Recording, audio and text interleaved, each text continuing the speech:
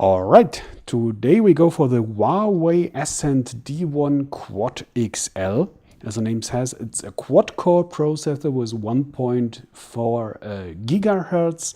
It's the same with this one over here, the Samsung Galaxy S3, but this one is a Huawei processor, and in this one is a Samsung processor. Both have 1 gigabyte of RAM, so it should be the same in the circumstances. But as benchmarks told me, it's a little bit different. But we come to this later on. Please be a little bit patient. And by the way, let's compare both from sizes. So the S3 is a little bit brighter. It's about 6 millimeters. And over here you can see it's a little bit higher with 7 millimeters, but it's way thinner. We have 8.7 millimeters here and 11.5 with the Quad XL. And the weight is 145 to 133 grams. So it's a totally different feeling if you have it in your palm.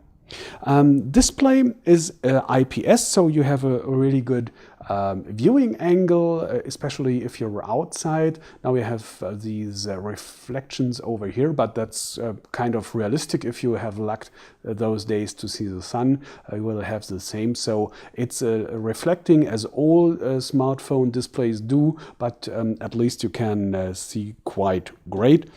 Quite well, so it's all right. It's all thumbs up concerning this. But as you can see, it's a smaller display. It's 4.5 versus 4.8 inches, and you have the same number of pixels. It's 720 to 1280 on both devices. So you have a little bit more pixel density on the D1 Quad than on the S3. But as you can see over here, I'm zooming a little bit, that you can compare those lines over here. You can read very well both. They are a little bit bigger over here on the S3 and a little bit smaller, but very crisp and very clear. But it's a kind of a marvel over here on the S3, as has always been. You just have 306 ppi and as AMOLED pentile matrix, but nevertheless a very crisp, very sharp pictures, even photos and videos too. It's great job Samsung has done over here. But the XL is not coming from the display. It's concerning the battery.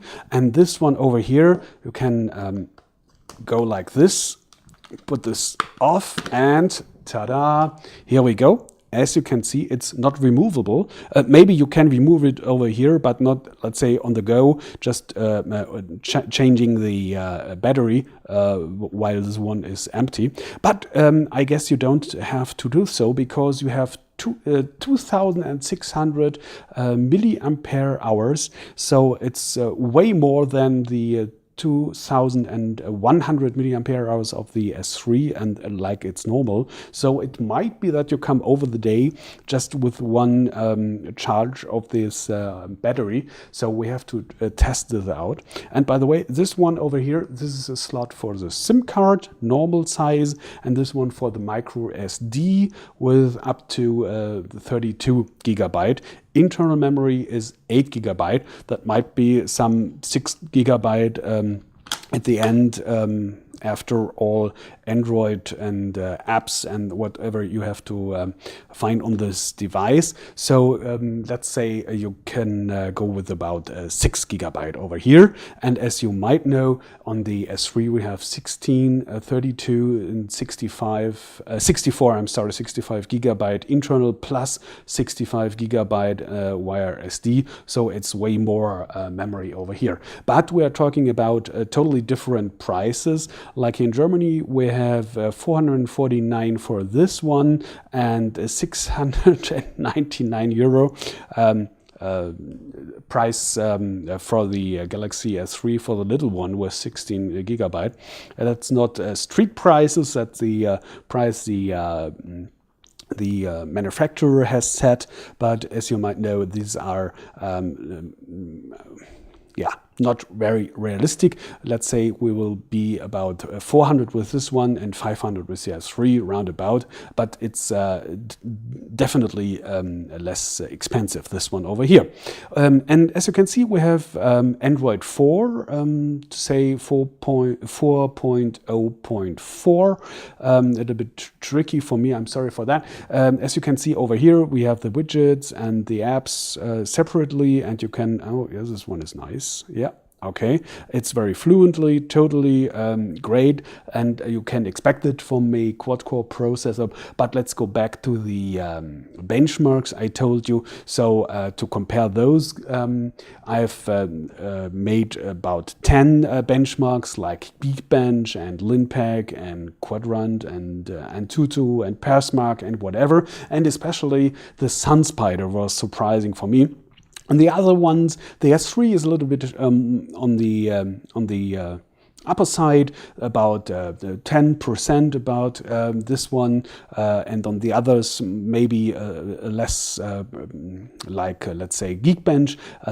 But on total, if you take all those benchmarks together, we have a plus from 19% for the S3. So it's 19% quicker in total, and the percentage if you compare both devices. So this is kind of surprising, because as I told you on the beginning, this one is a Huawei owned processor and this is a Samsung owned processor, but both have the same quad-core 1.5 gigahertz and 1 gigabyte RAM. So it should be almost the same, but it isn't. So let's say that is maybe a problem of the less or qualitative or less quicker RAM. I don't know, I can't tell you, but it's definitely not the same league. So compared with a building quality and speed, so that's the difference. All the other things we will have to find out on the test we will do in the next 2 weeks. So stay tuned, and I hope to see you back soon. Take care.